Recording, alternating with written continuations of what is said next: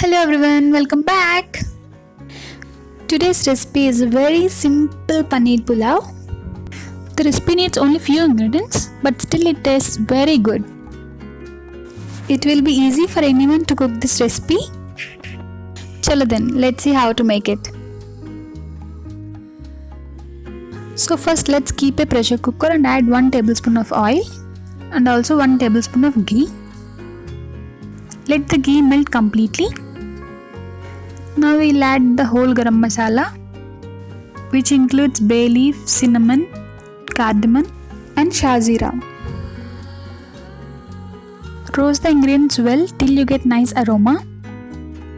Now let's add chopped onion. Saute them for a while. Then we'll add 3 to 4 sliced green chilies and 1 teaspoon of ginger garlic paste. Mix them once.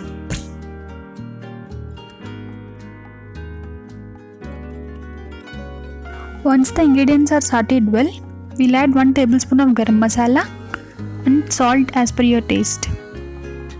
Give it a nice mix.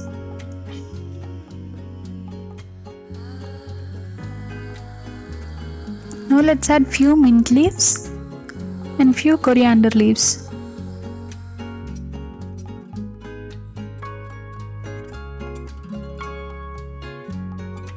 Now let's add water. If you are taking 1 cup of rice, then you have to add 1/4 cup of water. It should be like this. So now I am adding 2 1/4 cups of water for 2 cups of rice. When water starts to boil, then add rice. This is actually soaked basmati rice. I soaked it for 1 hour. Mix the rice gently and now we'll add paneer cubes. So I am adding fresh paneer cubes. Mix it once and then close the lid. So pressure cook on medium flame for 1 whistle. Do not open the lid for 20 to 30 minutes. See guys how perfectly it came out.